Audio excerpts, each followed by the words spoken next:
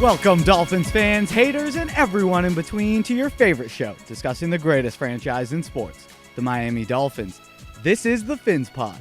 My name is Moose, your host, and today we're going to take a macroscopic view of potential outcomes for Miami. Where could we be standing a year from today, the offseason of 2022? If things go right, then how will the Fins continue to build on their successes, and what would be their plans for that 2022 offseason? On the flip, what will the offseason look like if things go horribly wrong? How will this franchise recover and reorient themselves? Well, we're going to look at both outcomes to help put some perspective onto the importance of this upcoming season and next week's NFL draft. Let's dive in. How much do you grade what Tua's skill set is and what maybe fits best for him versus what you guys view as the best prospect overall? Yeah, I think, especially when you're picking up where we're picking, and you're always looking at your team, and Tua is a big part of that. And so as we build around and what we're doing, you're always looking at, what does your quarterback do best, but you're also looking at weighing that versus, the best players available and what you do for your team. Because at the end of the day, it's always about the team. It's not about one player, one pick, one person.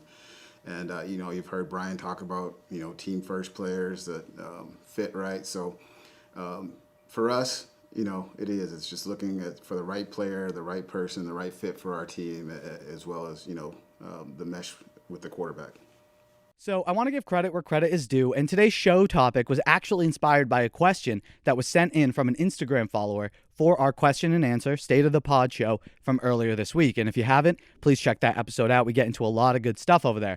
But a member of the pod, AYEE_Brownie, A Brownie, asked what Miami's 2022 offseason plans could be. And I figured, hey, it was worth dedicating a little more of a deep dive. So let's get to it.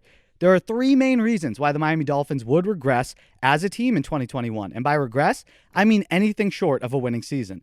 First, the defense would have to take a big step back and get worse across the board. Remember, for the better part of 3 months in 2020, Miami's defense dominated games and dictated the pace and flow from jump. So in this scenario where things go bad, the Dolphins' bend but don't break philosophy is going to begin to result in a lot more breakage. Rather than holding teams to under 20 points per game, opposing offenses are going to be able to put up 24 or more points with ease. Miami's run defense is going to continue to just be a sieve, and you can't expect Xavier Howard to have another season like that, right? So the secondary will be far more compromised too. Some area of the defense may suffer an injury, revealing a serious lack of depth and weakness for the opposition to pinpoint and attack. Jerome Baker could go down, Bobby McCain, Eric Rowe. Some really important veterans injury could derail the entire unit. So if this were to be the case, then Miami would be heading into next offseason looking to reboot the defensive core. There's going to be clear deficiencies that will have revealed themselves from the disappointing season, and the coaching staff and front office will have to identify those and upgrade the positions and areas of need. Any of the older players who underperformed and are being overpaid will likely have to be let go, and there are going to have to be some serious investments via free agency and the draft to bolster the defense, right? The other reason that the Dolphins could regress this coming season is simply because Tua Tagovailoa is exactly what the haters say he is. Hypothetically, in this scenario, right, where the Dolphins are less than a winning team, Tua will struggle with his deep ball accuracy, continue to be timid, not aggressive, and operate at a Mitch Trubisky level of efficiency. And despite the addition of some playmakers, Will Fuller, Malcolm Brown, who I'll give you is no world beater, but the boatload of more skilled players, hopefully coming in the draft, fingers crossed on that one, but Tua just won't be able to use these weapons, and the offense will sputter, often being the direct cause for losses. Essentially, we would see the same product as last season, just in a more muscular frame and build, with a few flashes, but nothing consistent. Essentially, a lot of early Ryan Tannehill vibes. And if that were to be the case, and Tua doesn't improve and take the franchise by the horns, take this leadership role by the balls and run, then the Dolphins will have to consider using their accumulated assets to go get another guy. And that's why there is such benefit to staying flexible with picks and cap room, as well as staying young across the board on your roster. They've stayed out of bad contracts too. So in this doomsday scenario, the Dolphins could pull in Arizona and move at the quarterback position by finding another option and move on. Or similarly, they could just add competition come next offseason with a veteran who could run the system well. To be honest, if things do go this poorly, we'd likely get a chance to see Jacoby Brissett in action by season's end. I don't think anyone wants that to happen. And the last reason for a regression for the Fins, Brian Flores is not what we built him up to be. He is not who we said he was. Despite a promising 2 seasons, the pressure would get to him, and he'll be exposed in multiple weeks by other coaching staffs, resulting in a 6-11 or 8-9 season. That's still weird to say. I hate that. 6-11, 8-9. Now, Flores has definitely built up enough equity where I don't think the team is going to consider moving on after just one bad year. Rather, Miami would likely allow Flo to go into 2022 with a clean slate and the opportunity to right the ship. Now, what's actually going to happen? What do we expect the Miami Dolphins 2022 offseason plans to truly look like? Well, starting with that defense, yeah, I stand by the fact that you can't ask or expect Xavier Howard to replicate a performance like that of 2020. That's MVP type shit right there. One of the best defensive back performances of the last few seasons, especially from a ball hawking perspective, very Asante Samuel-esque there. But instead of regressing, Miami's defense will continue to dominate, but in a different fashion.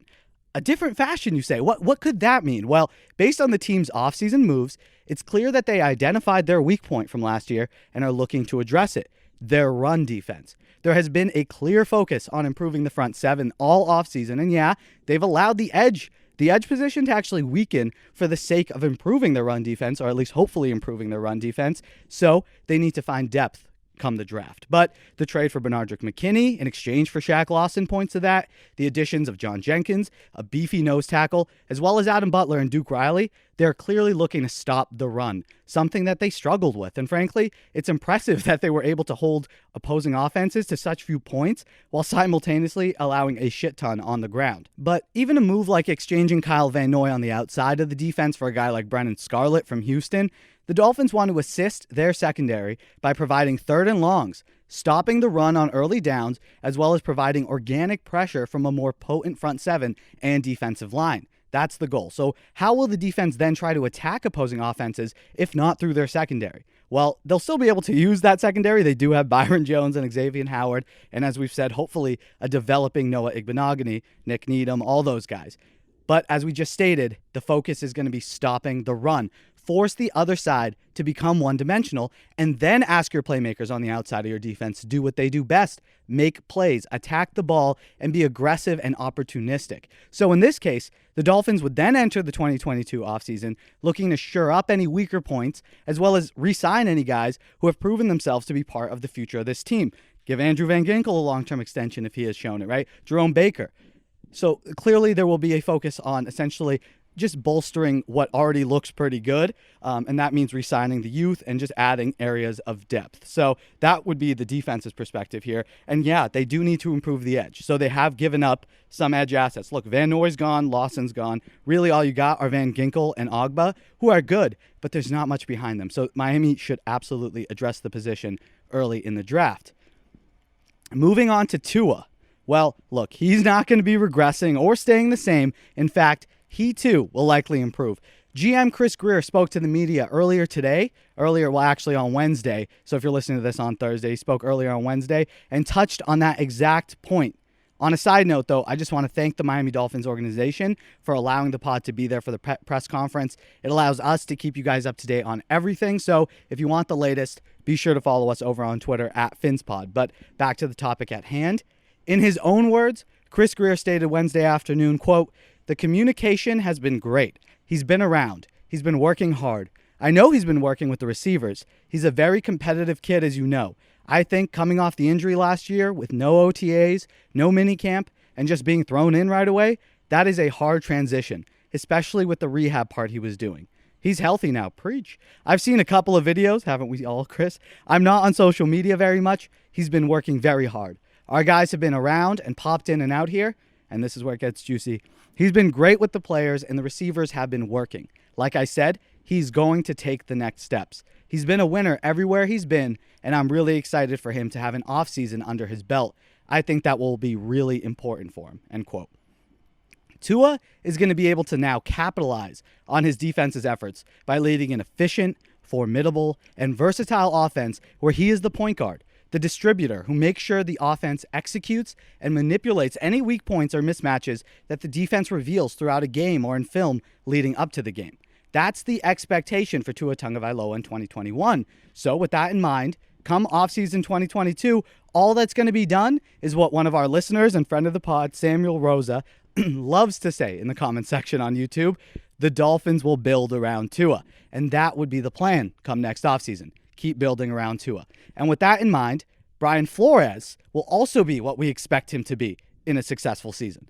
Disciplined, smart, and tactical in his week-to-week, or as he loves to say, one day at a time approach. Miami's going to be consistent, improve as the season goes along, which we saw back in 2019. You know, they got better as the year went on. We saw that to the middle to end part of the year, not at the very end, but that's where I think the Dolphins need to improve. You know, improve that depth, add some higher end talent to make sure performances like Buffalo don't happen. But generally, he's shown that he can build a winner across the board. And Miami's got to be consistent, right, and improve to be a legitimate contender for not only the division, but just for league-wide respect.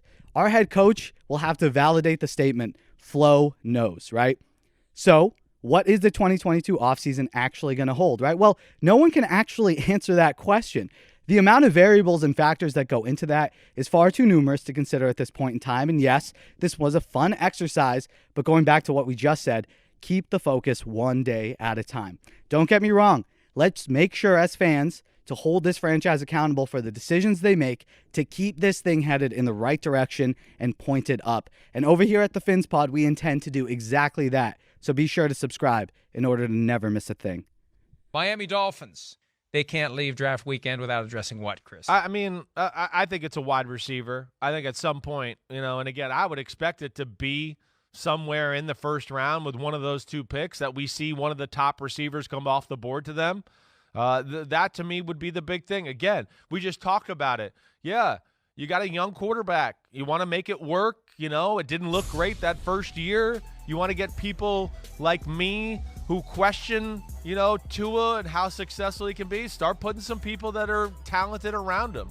So I think that's where I look at, you know, the Dolphins more than anything and go, no, they need a big playmaking, you know, wide receiver, catch guy, whatever. Maybe that's a Kyle Pitts as a pass catcher, but I would think it's somebody that can make Tua in the pass game more dangerous. I'd like to see them, much like I feel with the Steelers, get a running back. And I know that this isn't the Brian Flores way because it's not the Patriot way. You like to have a revolving door of a bunch of running backs, and that makes sense from health concern. It makes sense from financial concern.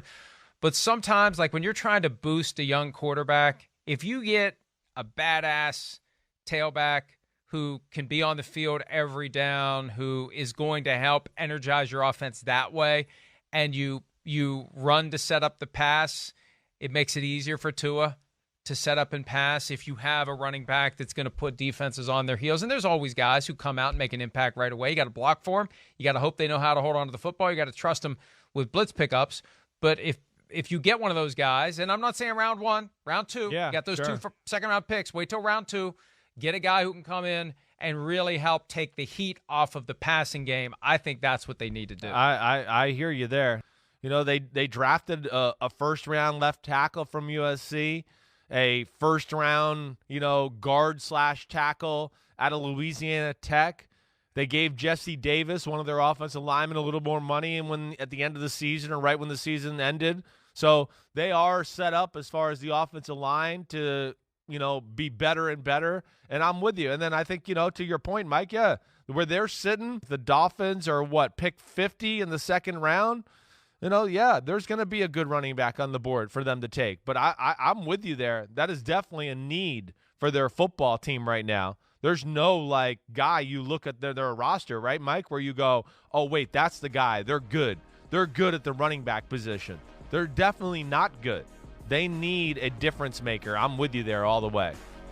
That's going to do it for us here today. Thank you all so much for listening to the FhinsPod. Hope you enjoyed it. If you want more of the show, check out our Patreon, patreon.com/FhinsPod. For $2 a month, you can listen to bonus episodes, and the site has some other goodies as well. Link is in the description, or head over to patreon.com/FhinsPod. Thank you all so much for the support over there. And please remember to like the video if you enjoyed the show, and subscribe just so you never miss a chance to chat about your Miami Dolphins. Remember that the pod's available on all platforms, Spotify, Apple, and Google Podcasts, and of course, here on YouTube if you're watching.